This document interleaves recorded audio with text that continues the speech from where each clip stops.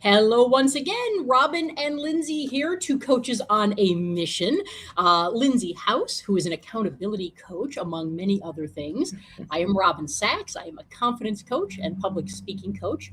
And we have been popping on to LinkedIn via LinkedIn Live every couple of weeks to walk you through the ABCs of your success for 2022. We've each time stepped through a letter of the alphabet, and we are today on the letter P. And wow, do we have a lot of P words that we came up with quickly. So we're going to jump right in. How does that sound, Lindsay? It sounds perfect. Thank you for the awesome Perfect. introduction. Yes. And you know what? As we were talking about the P words that we could talk about today, we realized there was almost a path. There's another P word. They're everywhere. But there was sort of a path that it followed. And so we're going to do things a little in order today because we think that when you have even success tips or success habits, success concepts, it's great to have them all as kind of dots in your life, but sometimes you can connect those dots. And anytime you can connect those dots, there's a lot more clarity, isn't there? Yeah. So we're going to take you through that today, kind of just settle in and enjoy the ride and see how it all pieces together. All right, I'll stop. All right. Okay, this is accidental. Like these are just coming out. It is. We obviously don't practice. We obviously don't. So anyway, so let's start with a P word that you hear constantly in your life and in business, and the word is plan or planning. And having a plan or doing some planning is probably the foundational piece of everything. It's the springboard for everything. If you don't have a plan, you have no clue what you're doing. And so you can't do a lot of the other things that would typically be very helpful for your success. Right. So what do you think about when we talk about plan or planning? What comes to your mind, Lindsay? I know. Do you care if I go the fitness and nutrition route here? I love it. Start there. Okay. All right. I mean, I think we've all heard this, but failing to plan is planning to fail. And I have this conversation a lot with clients because I think that, to Robin's point, it's that springboard. And sometimes we don't put enough weight on that, to the importance of taking that 5-10 minutes to just sit down with your family or yourself in front of your calendar to say, where is fitness going to fall on my schedule this week, and block it, because that's part of the planning, like just setting it down. And I think people get caught up in, well, once I write it down, it has to happen. It doesn't. Your planning is just throwing it out to the world, saying, this is what I want to happen. This is what I want to see. And then I'll flex and flow with it. And I think that's where we need to get a little bit better, is the flexing and the flowing. That perfection word will come up in a minute, and I'll throw it back your direction for that one. But I think the same thing with food too. Like if we would just take that 5 or 10 minutes on a Sunday or a Saturday or whenever, before you go grocery shopping, to just say, what do I think 3 of my dinners want to look like? Because then I can eat leftovers the rest of the day. Or what do I just think 3 of my lunches? If we just took that small amount of time before we grocery, we would everything just flows so much smoother. Where do you go with this from a non-food, non-movement standpoint, Robin? Very similar to what you're talking about is, both with things in my personal and professional life. Years ago, someone told me to ditch my to-do list. They said, why are you using a to-do list? And that caught me off guard, because I thought, what do you mean? I have tons of things that I need to do. I don't have. And when I asked them to explain what they meant, they said, get rid of a to-do list. Everything goes on your calendar. And so assign it a time, throw it in someplace, right? If you need to throw a load of laundry in, and between 10:30 and 11 today, you don't have anything scheduled, put there, toss load of laundry in, right? It takes a minute to do, but you can go to one place and see everything you need to do, and it's got a plan. And by putting, by the same token, if I have to write a business proposal, I can write that on my to-do, or actually have it as a reminder on my calendar. That's great. But if I have an hour tomorrow of open time, I can pop a half hour in there, because I don't want to plan back to back to back to back. That's potential for failure there, and really to get burned out quickly. But if I've got a half hour that I can stick this in, I'm going to actually put on my calendar, during this time, I'm going to write that proposal. Yeah. So use your calendar, use your planner. There's a reason it's called a planner, is because everything you want to plan, you can put in there. And like Lindsay said, from things like meals and when am I going to work out, to anything that you've got going on in your personal or professional life. The idea is, I think people take planning way too seriously, and they Yes. try and do it perfectly. They try and do it way too in depth. Plan your day. Just Yeah. start there. Plan one day and decide, the night before or that morning, depending on if you're a night or morning person, when is your head working clearly? Take 5 minutes. What Yeah. are you going to do today? What aren't you going to do today? That's a big part of a plan too. Hey, what are the meals? What are you going to eat? Throw meals on your planner. Here's what we're going to do for lunch. Here's what we're going to do for dinner, right? What am I going to do for work? Put that into action and start with one day. Don't do it big, start small. Then next time, plan your week, right? After you've planned a couple of days. Just get in the habit, and this is a habit, is all it is of looking a little bit ahead and making a choice before you're in that moment. That's Yeah. really all planning is, because think about it. How often do you personally, any listeners, how often do you find yourself in a spot and you're running around and it's last minute and you have to find things and you have to get things and then you forget something and then you're rushing and then you're stressed and then if I took 2 minutes 3 hours ago to just go, oh, in 3 hours, I need to go do this. Let me put this and that together. Okay, now I'm good. In 3 hours, all I needed to do was go, let me grab these things and walk out the door. And you find your stress levels plummet when you start doing a little more planning. And it's amazing how things don't fall through the cracks. Everything has time.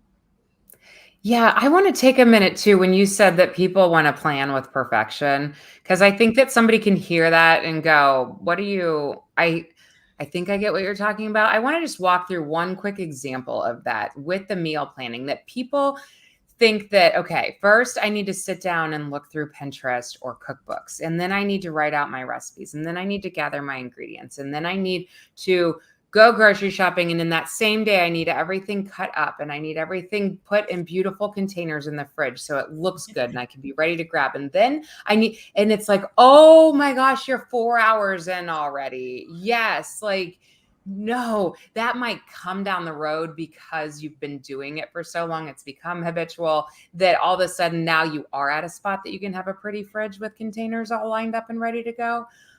Not in the beginning. So just like be careful with the perfectionism type thinking with that, because it's enough for us to never start if we think I don't have 4 hours in a Sunday, and yeah, which maybe we need to jump into the perfection talk, because that's where I think a lot of people go. That's why you keep hearing, I like my whole brand is direction, not perfection. Because I think the second we get stuck in perfection, we come to a halt, a skidding halt, where we get paralyzed, we freeze because everything just seems hard. And I think that's what Robin and I are constantly and gently like laying down for you, is that it doesn't have to be that hard. It can even be fun, but we have to let it be, right? It's funny because I use words like simple and easy. I Yeah. use words like that often, and sometimes I get pushback from clients, and they're like, "Well, no, that's not easy." And I said, "Okay, so let me clarify what I mean when I say easy. It doesn't mean that the first time you do it, it's going to just work, and then it's just going to happen. The key is, here's another P, persistent, right? If you're consistent, if you put a plan in place and you just start working that plan, there will come a day where you realize, oh my goodness, this is so much easier than ever. And one day you won't be thinking about it anymore. It's just how you show up. It's just what you do. And so it's amazing when you stop to think about, practice doesn't make perfect. Practice makes permanent. And so when we talk about habits, the key is anything you want to do will be simple at some point. It will be easy at some point. I promise it will, but you're never going to start there. And the reason it's not easy at the beginning is because you might be looking at perfection and aiming for that. And where you are now and where your perceived perfection, which isn't even a thing, perfection isn't even a thing, but where you are now and where you think you should be going are so far apart. And you've got to realize that there are all these steps in between that once you do the steps, you're here. You're here. But, it's one of the challenges, like you said, you hop onto social media and you follow people because you love, that's the person you're aspiring to be, or that's the thing I'm aspiring to do, which is phenomenal. But you've got to keep that mindset as that person's on chapter 20, I'm on chapter 2. Yeah. And if I expect my chapter 2 and your chapter 20 to look the same, I'm going to burn myself out. I'm going to get down on myself and doubt myself and second guess. And I'm going to say, I can't do this. It's too hard. Instead of going, their chapter 2 looked exactly like where I am now. But because they stayed persistent and they kept doing it, they got to where they are now. And that's how you need to do it too. So I would say throw that word perfection out of your vocabulary forever. And I know that's easier said than done, but look at what you want to do and then go, that's out in the future. To get exactly that, I need to start where I am. And I need to take one step. Let me do one thing today. Then next week, let me do one thing. Let me do another thing next month. And before you know it, you're so much closer to exactly what you want. But you will never get there when you start. So don't have that expectation ever. But no, you can get there if you just keep going. Which takes a lot of patience, right? Which is part of our journey today. If we're going to line it back out for you, it was first we need to plan, then we need the persistence to stick with our plan, and then we need the patience to not feel like the results are going to happen. Like Robin just said, 3 months down the road or months down the road, that we're not talking hours in the day or weeks down the road. The easy part comes once we've done it long enough that it becomes second nature. So patience is a hard one for a lot of individuals. This is like it's a people thing, right? Like it's not just a you thing. I feel like if you ever feel like I have no patience, first of all, quit telling yourself that, because that's what you're going to start to really believe. And then also work on it. Like it's important to have patience. So if you really don't feel like you have any, it's a good area to put some time and energy into. Yeah. So, and there's the whole FOMO thing. There's so much of just everything can be so instant. And yes, yes, and yes. We live in a world where it's phenomenally convenient to quickly do so many things that were never able to be done before. And that's amazing. That saves us time, that saves us energy, it saves us money sometimes. It just makes life easier in a lot of ways. However, if you apply that to every aspect of your life, you're going to be disappointed and you're never going to get to where you want to go, because some things, there isn't a convenient way to get there. There isn't a quick way to get there. There isn't an instant way to get there. There's not hacks. This is a conversation I have with clients so often where they're like, I've tried all these things for so long and nothing works, and I'm looking to get it to work this time. And as we dig deeper into a conversation, oftentimes, and again, this is something we've all done in different arenas, they've jumped at the hacks. Do this in 30 days, be this kind of person in 90 days, do this 2 hours a day, and before you know it, you'll blah, blah, blah, blah. And everything was a hack to potentially get them somewhere quicker. Yeah. And I would, if there's anything out of any of this stuff you hear, I would want you to hear, please stop trying hacks. There is not a way to get to a lot of things more quickly. There just isn't. And the irony, of course, is some people have spent 10 years doing hacks when if they just did it the easy, long way, in a year, they would have been exactly where they wanted to be. Yeah. But we've wasted 9 years trying to get to something faster that we could have had 9 years ago. Yeah. And so that's a mindset shift, but it's an important one. And so patience is absolutely key. Embrace patience. 100% of your expectations need to be out in the future. Do not have expectations. Things are going to happen now. Go out, look what you want, figure out what you need to do to get there, and then come back to today and always stay in the present moment. What can I do right now to start moving me in that direction? And then tomorrow, and then the next day. That's the only way to get there. Yeah, and it's kind of like an under promise over deliver for yourself, which is what I often see with my clients, because the further out we kind of think, normally you're already experiencing wonderful things way before you ever hit that like big goal that you were seeking. So it's fun along the way, as long as you can keep that bigger, it's more the little wins, the little champagne moments and cheersing along the way versus we always picture the big party at the end, the big trip, the big whatever. And it's really the little stuff. Hi, Allison. I haven't said good morning yet to you. I just saw you jumped on. Hi, Allison. Thanks for joining us again. It's awesome. You Yes. always add such wonderful value. And what you just said, positive self-talk is such a piece of that, because those things that we've been talking about, you're not going to get outside of yourself. They Right. come from inside of you. You run the show.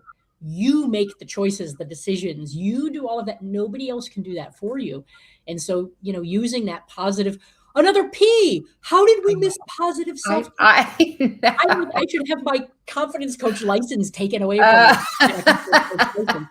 It was too easy. That's all I ever talk about. Thank you, Allison, for bringing that up as another wonderful P. Yeah, you've got to stay positive in your head. You've got to make sure you're telling yourself the things that are going to encourage you and support you and keep you going, not the things that are constantly going to be pulling you back and helping you self-doubt yourself. Key to patience, and mantras can help with that, right? Find a mantra for yourself that literally speaks to, I'm not there yet. Is it Carol Dweck or who's, I can't remember who's the yet, but she's, boy, one of the authors I've read, it may not be Carol Dweck. I'll find out and we can put it in notes. Okay. But it's the whole yet concept. Anything that you say to yourself, I can't do this, add yet to it. Yeah. So, all right. So let's hit a couple of other things here, because we've talked about planning, we've talked about persistence, we've talked about perfectionism. Let's talk about barriers, like I feel like our other P was people pleasing, because that can become a huge barrier. So if we're planning and we feel like we're scooting along, we're having patience, even we are having persistence within it. It's like, what are some fall offs? What are things where people go, why can't I stick with this?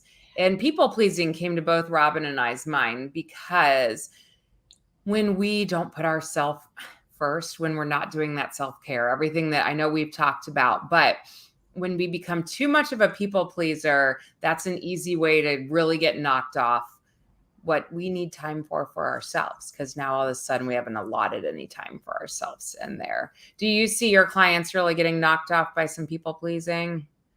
Absolutely. It's a huge roadblock for so many people, because again, most of us, and it's just an awareness.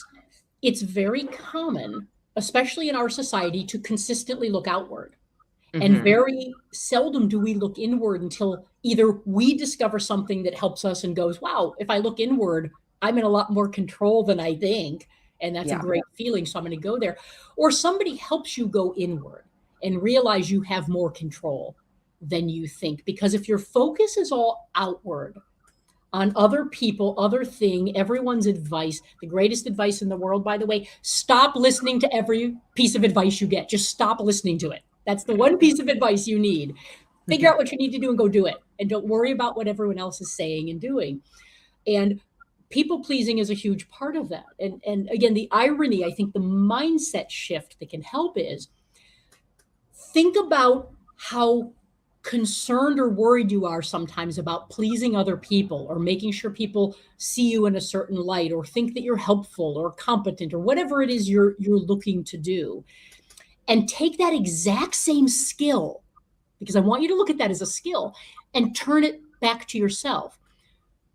People please, but you need to include yourself in that. What do you need to do today to people please you? To make sure that you feel competent, confident, that you are doing for you things that make me perceive you as helpful and a go-to, and all of those things. So, sometimes when we have a roadblock, if you just turn the roadblock around and point it to yourself, right? it's the old, I think we did this in B with breathing, right? When someone's really stressing and anxious, what do we tell them to do? All right, take a deep breath. But when you're stressed and anxious, you never say to yourself, okay, take a deep breath. We give advice to other people or do things for other people that helps them. Do the same things for yourself, and you'll find that quickly you can help you in so many ways. Yes. Oh my goodness. And I'm going to steal your word for our wrap up here, but then our whole journey takes us to personal peace. And I want just everyone to take that deep breath in right now and the shoulders relax and and when I think about personal peace, it's kind of like how at the end of the night, when I lay my head down on my pillow, and this is what I want for our clients, this is what I want for all of you, is that I want that personal peace. I want there to be this, like, it might not have been a perfect day, but it was darn good. I feel good about my efforts. They aligned with my wants for myself, for my family, and if you are constantly laying your head down at the end of the night and feeling frazzled, like you didn't do enough, like it wasn't a good day, I'll do better tomorrow, then we're missing areas to pause, which was another word that we had thought about, to pause and really consider, like, where are those areas that you are disappointed with yourself? Is it that you are jumping out of bed, waking up your kids, everyone's frazzled till you throw them out the door and kids are in tears and you're crying by the time you get them on the bus because the morning was so hectic, you're jumping on calls, like, where are you missing your personal peace? And that example might not have been you at all. Maybe yours is more in a work scenario, or maybe it's just an internal struggle within yourself that you're constantly frustrated that you didn't fit in the workout, that you ended your night eating when you've been telling yourself you weren't going to, or you ended the night with drinks and you've been telling yourself pause and find that intentionality about where do I want to work on that's going to bring me peace. Right back to you, Robin. Yeah, something so important about, pause. There's power in that pause. The pause is where you find your peace. Yeah. There's no other place you're going to find it. And, this for a long time, and even to some extent now, you hear about the hustle, the grind, right? And all that stuff. Horrible advice. Mm-hmm. Horrible. Because that's why the words that also are so prevalent in our society right now are things like burnout, right? Yeah. Those things cause that because there's no pause. It's a keep going, keep going, keep going. And that's not a sustainable model for work, for health, for peace, for success, for accomplishment, for good mental health, for good physical health, for anything. That's not going to work. They're on opposite sides of a spectrum. So when you talk about power in that pause, your power, your personal power, no matter what it is you're working on, comes from stillness. Mm-hmm. If you don't have moments in stillness, you will not have the moments of power that change things for you.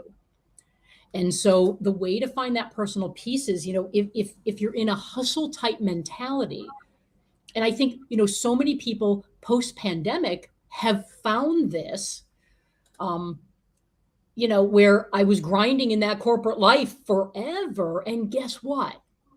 All of a sudden, things kind of shifted, and I got a chance to sit back and go, wait a minute, where is my value? What does my time look like? Where can I add value and monetize that, or get paid and respected and help people, as opposed to just go in and check boxes every day and feel more disrespected? And that's why this whole shakeup is happening in the workplace, right? People are, for the first time, just sitting back and looking at things a little differently. Mm-hmm. And that pause, even though it wasn't the healthiest pause or the best pause that we wanted, that pause is what allowed people to go, how else could this look? Because if we don't take the pause, we think it's going to look one way, and it's got to keep looking that way, and we don't stop. So your power lies in the stillness. And what a great thing to go back to the idea of planning. You know what? Plan 5 minutes a day in your calendar. Put it in your calendar. It is an appointment that is a non-negotiable. 5 minutes, you pause. Mm-hmm. Even if you're running the rest of the day, that pause will give you clarity. It will allow your mind to settle. It will allow your stress and anxiety to settle down a bit. That's why we call it stress management. not stress elimination. If your stress is up here, find the place to pause. And all of a sudden, it's going to come down here. Take a couple of breaths.